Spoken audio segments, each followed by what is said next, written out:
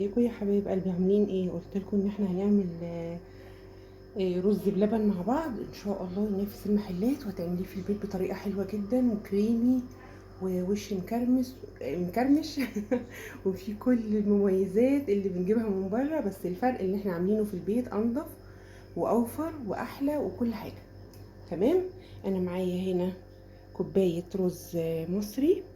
انا بحط كوبايه، في ناس بتحط نص، بس انا بحب الرز ما شاء الله يبقى كتير. تمام. هحط عليهم كوبايتين ميه. انا طبعا كنت مسخنه الحله عشان تسرع معايا على طول في السوا. ماشي، حطيت كده كوبايتين. هسيبهم بقى. طبعا الرز لو معبأ يبقى ما بيتغسلش، لو مش معبأ بنغسله. تمام. انا عندي الرز كان معبأ فانا ما غسلتوش، انا حطيته كده على طول. هسيبه بقى، انا مطيه عليه، هسيبه يتشرب الميه دي. الكوبايه هتشرب كوبايتين الميه اللي انا حطيتهم، كوبايه الرز هتشرب كوبايتين الميه. وبعد كده هقول لكم بقى ان شاء الله نعمل ايه.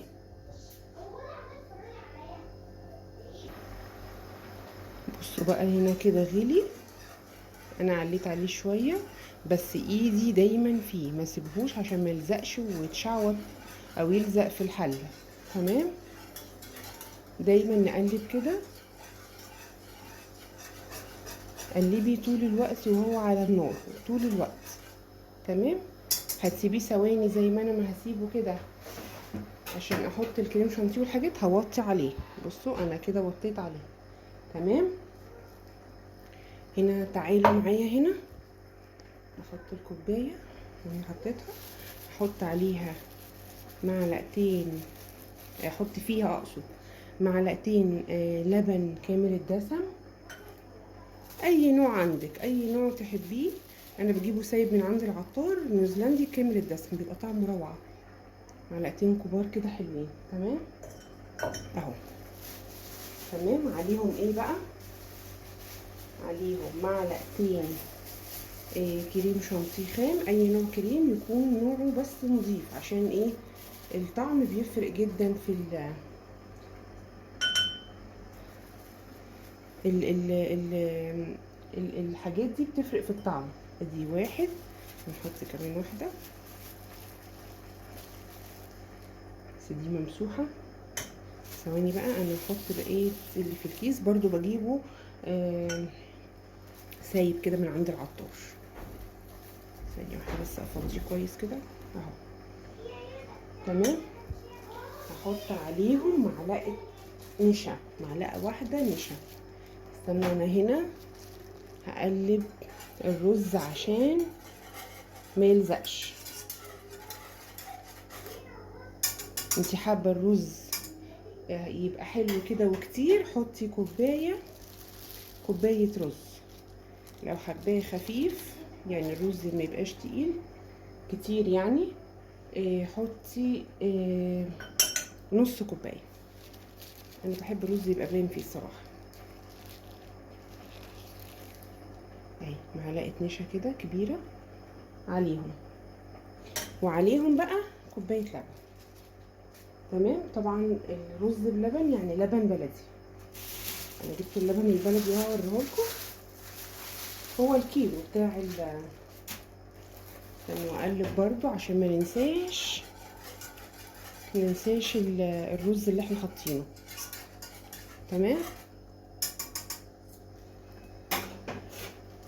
اهو اللبن البلدي اهو اهو. تمام. هفضي منه كوبايه، هفضي منه هنا كده وكده، نقلبهم مع بعض. بسم الله الرحمن الرحيم، بسم الله. هفضي منه كوبايه هنا بالراحه بقى وانت بتحطي، عشان ايه؟ ما تبهدليش الدنيا، والبوتاجاز لسه مغسول، الدنيا تبوظ تاني. هي كده كده هتبوظ، بس ايه؟ نقعد حتى نستريح شويه بس. تمام. هحط بقى بقيه اللبن هنا عشان ما يقعش. كده اظبط له المكان تمام. واجيب بقى الكوبايه دي اللي احنا حطينا فيها النشا مع الشانتيه مع اللبن البودر تمام. هقلبه بقى كويس جدا جدا كده لحد ما يدوب خالص، وهنركن الكوبايه دي على جنب لحد ما نشوف هنعمل بيها ايه. عايزه اقول لكم اصلا وانتي بتقلبي بتحسي بالقوام كريمي كده لوحده قبل ما نعمل الرز. طبعا بره مش هيكلفوه كده، زي ما انتي بتعملي في البيت، تعملي حاجه نظيفه وطعمها حلو وكل حاجه، يعني قولي فيها زي ما قولي فيها شعر بقى. الطريقه دي هتعجبكم جدا جدا ان شاء الله، باذن الله تجربوها وهتعجبكم قوي. خلاص هو كده يعتبر خلاص داب معايا، لان انا بدوبه على البارد، اهم حاجه على البارد اهو تمام. خليها هنا ونشوف الرز بتاعنا. هو خلاص دخل في السوا، الميه بتاعته بصوا يعني خلاص قرب يتشرب خالص، واحنا موطيين عليه. اهم حاجه كل ما توطي عليه كل ما يديكي نتيجه احسن، والرز يستوي كويس جدا، ما تلاقيش ناشف كده معاكي ولا بيعض وانتي بتاكلي، فاهماني؟ خلي بالك منه، عينك دايما عليه. الرز بلبن سهل جدا جدا جدا، بس ايه في تريكات كده تاخدي بالك منها كويس جدا. لو خدتي بالك منها هتعملي احلى رز بلبن في عيلتك كلها.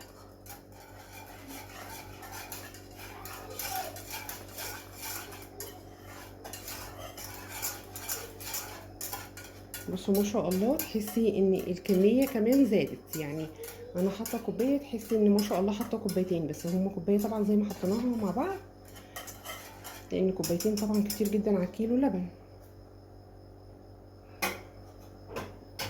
هحط لها بقى معلقه سكر، اجيب معلقه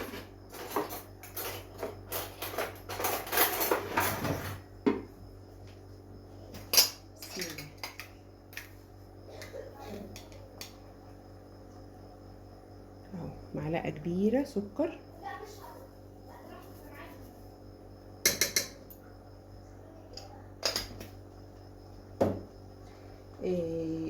طبعا هدوق بعد كده طبعا.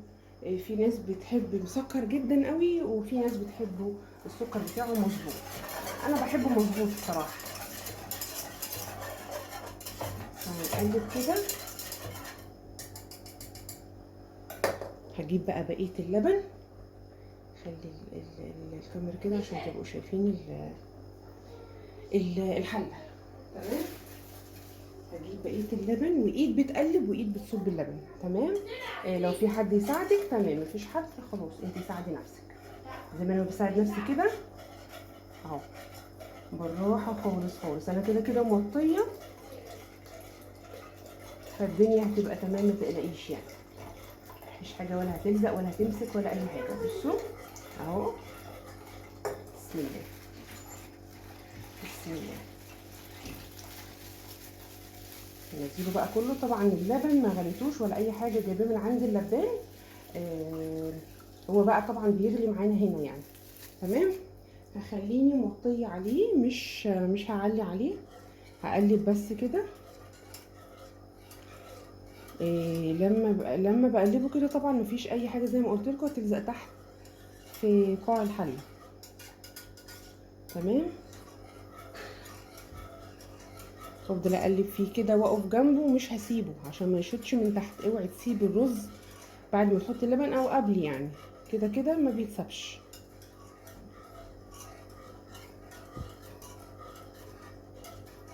تحطي له بقى فانيليا، لو حابه ان انت تحطي فانيليا حطي، مش حابه براحتك. بس انا صراحه الفانيليا خلصانه من عندي، فمش هعرف احط فانيليا للاسف، هي بتديله ريحه حلوه جدا طبعا. بس انا الفانيليا خلصانه من عندي، وجبت مكونات اللبن كلها، الرز بلبن يعني اقصد، بس نسيت خالص اجيب الفانيليا، نسيتها خالص. وادور بقى على كيس فانيليا، عندي كان بيبقى عندي كتير جدا والله، ما بقاش عارفه اعمل بيهم ايه. بس سبحان الله لما بتعوزي الحاجه ما بتلاقيهاش، واللي انت مش عايزاها بتلاقيها قدامك طول الوقت. فللاسف مش هلاقي فانيليا. كان عندي سايله وكان عندي بودر، الاتنين والله بس خلصوا. ما كنتش اعرف ان هم خلصوا. انا كل ده مفكره ان انا عندي الفانيليا وبقيه الحاجات بتاعه الرز بلبن مش عندي. جبت كل الحاجات الا الفانيليا، بحسبها موجوده عندي والله، بس للاسف ما لقيتهاش. ازودها كمان بقى سكر، ممكن تحط لها نص كوبايه، بس انا بحط بالمعلقه عشان ما يبقاش كتير. انا ما بحبش الرز بلبن يبقى مسكر قوي زياده عن اللزوم يعني، فاهميني؟ فبحط مثلا معلقه معلقه وبدوق. تمام.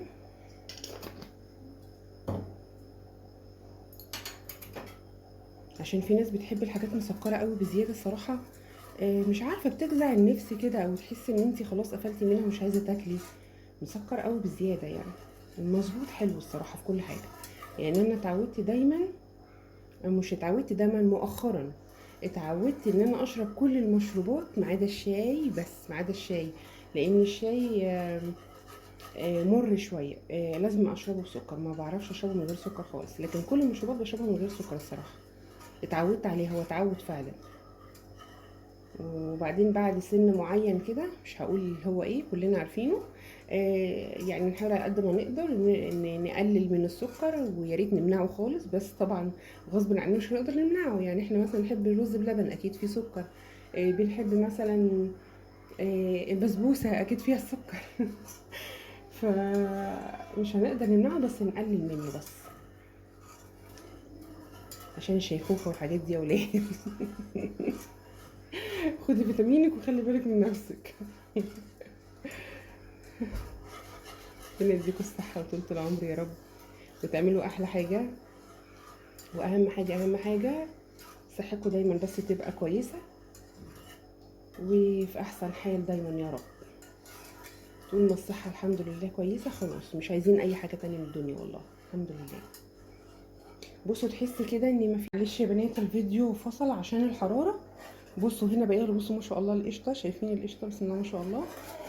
آه عشان درجة الحرارة فالموبايل فصل. بصوا ما شاء الله، قبل اصلا نحط اللي معانا الكريم شانتيه والنشا واللبن البودر، بصوا ما شاء الله كريمي لوحده، بسم الله ما شاء الله. انا كده سبته 12 دقيقة على نار واطية جدا، ما بسيبوش طول ال 12 دقيقة، طول الوقت بقلب فيه كده، طول الوقت بقلب فيه كده. زودت له كمان معلقتين سكر لحد ما ظبط معايا كده تمام. هكتب لكم ان شاء الله المقادير المقادير كامله في صندوق الوصف ان شاء الله، عشان اللي عايز يرجع لها يرجع لها. بصوا بقى هعمل ايه. لازم لازم لازم ايدك برضو زي ما حطينا اللبن كده هنحط النشا، هنحط كده الكوبايه بسم الله، نقلب ما نقفش، ما نحطهاش كلها واحده واحده عشان ما تكلكعش معانا، بالراحه. شايفين معايا؟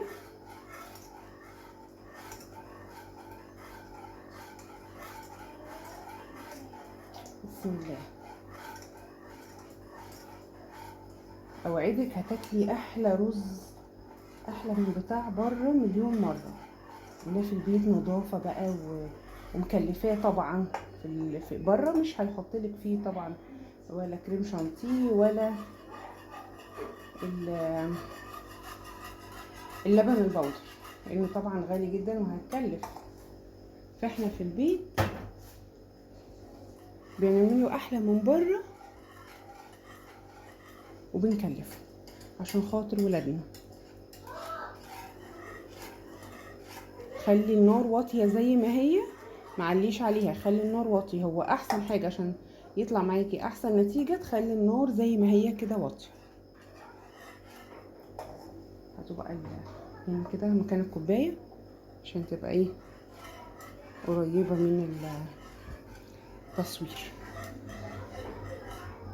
بصوا ما شاء الله خلاص هو كده.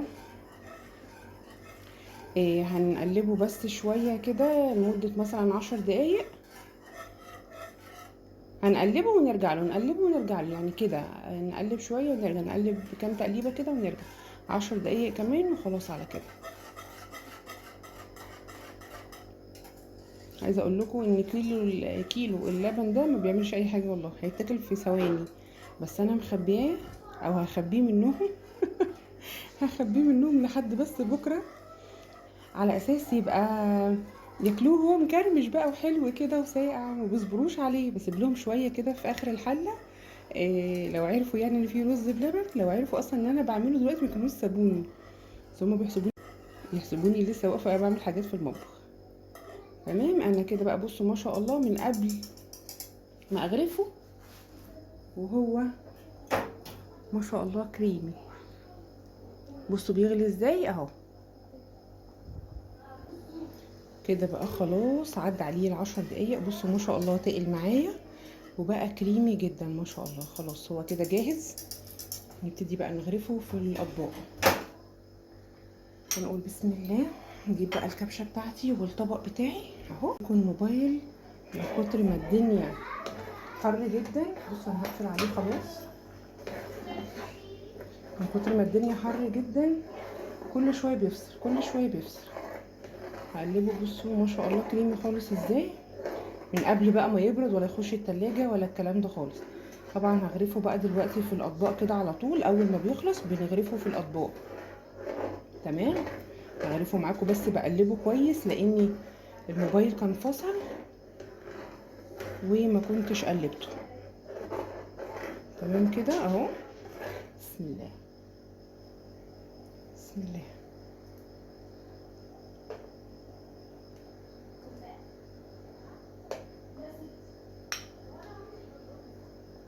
طبعا الحروف ديت اللي واقعه ديت ببقى مسحها بقى بس بعد ما اخلص.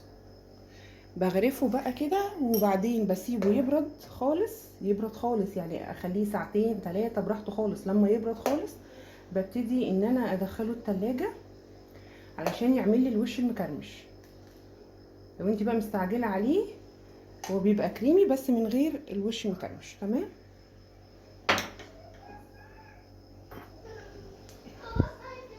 طبعا الكيلو ده في العدد ولا اي حاجه لما بيسقع الصراحه بيبقى حلو قوي في الصيف، بيبقى تحفه. هي تحليه صيفي حلوه الصراحه. تمام كده بقى. هغرف انا الباقي وهوريكم هنا ثواني. بسم الله.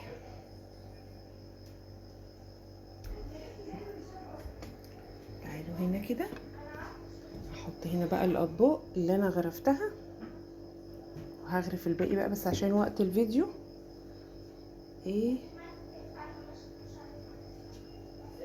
اهو. تمام. هستنى عليه بقى يبرد خالص خالص وبعدين ادخله التلاجة بعد ساعتين 3 لما يبرد خالص. اول ما ادخله التلاجة لازم يتغطى بستريتش، يتغطى بفويل، يتغطى باي حاجه عندك، بغطا باي حاجه لازم يتغطى عشان يعمل وش مكرمش. ان شاء الله اوريهولكم برضو لما يعمل وش المكرمش. اوريهولكم وبكده نكون عملنا احلى رز في جو صعب جدا جدا. يعني انا عايزه اقول لكم بعمله بالليل والجو لا يطاق والله. فالحمد لله الحمد لله تمت المهمه بنجاح. هلحق بس اقفل بقى باب المطبخ واخبيه منهم لان هم لو شافوه هياكلوه اصلا سخن من قبل ما يسقع يعني. ف هلحق بقى اداري الجريمه اللي انا عملتها يلا استنوا بقى ان شاء الله شويه كده. مش شويه، هو شويه في الفيديو لكن انا هستنى ساعتين 3 لحد ما يبرد خالص ويعمل الوش المكرمش واوريهولكم باذن الله. بصوا هنا كيلو اللبن عمل لي كام طبق؟ 1 2 3 4 5 6 7 8 8 اطباق اهو. 8 اطباق حلوين جدا ما شاء الله اهو. تمام. كيلو اللبن عمل لي ال8 اطباق دول. بصوا بقى الحله الحمد لله مش لازق فيها حاجه من تحت الرز يعني. كل يعني انا سبت بقى الحبه الاخرانيين دول خلاص. هما الولاد بيحبوا ياكلوهم يعني بيحبوا ياكلوا كده من الحله بس بصوا الحله والله مش لازق فيها اي حاجه. بصوا عشان دايما بقلبها. انا قلت اوريكم الحته دي بالاخص علشان تشوفوا معايا الرز ما يكونش لازق فيها. بصوا هنا، بصوا مفيش اي حاجه لازقه. ده بقى الرز اللي عملناه وصبيته في الاطباق كده. هستنى بقى ساعه ساعتين 3 زي ما ياخد يبرد خالص، وبعدين احطه في التلاجة. لازم يتغطى اول ما يبرد، لازم يتغطى ويتحط في التلاجة، وتاني يوم باذن الله يبقى وش مكرمش واحلى من بتاع بره.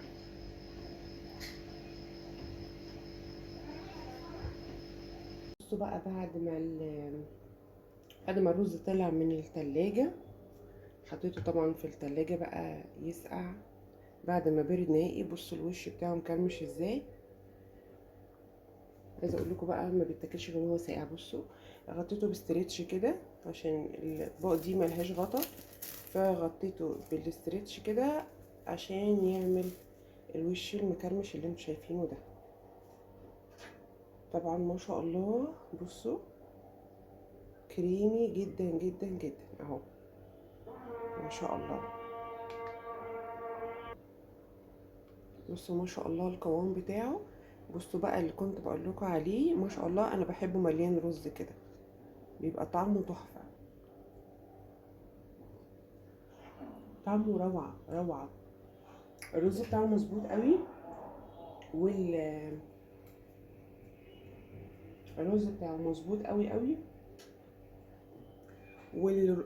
والسكر بتاعه مظبوط جدا.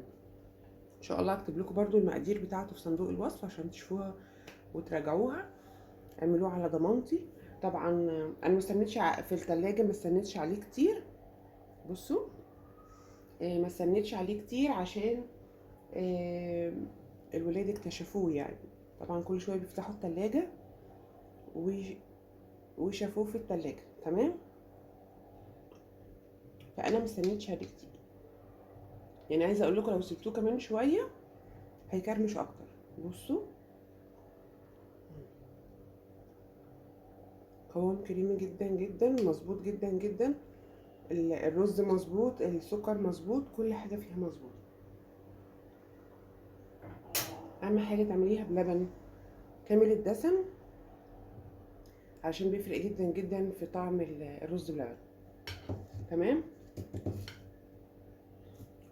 كده خلاص الوصفه بتاعت الرز بلبن تمام، عملناها وكانت في منتهى الجمال. اشيل بس الطبق بقى اللي بتاكل منه ده، اشيله واخلي الطبق ده.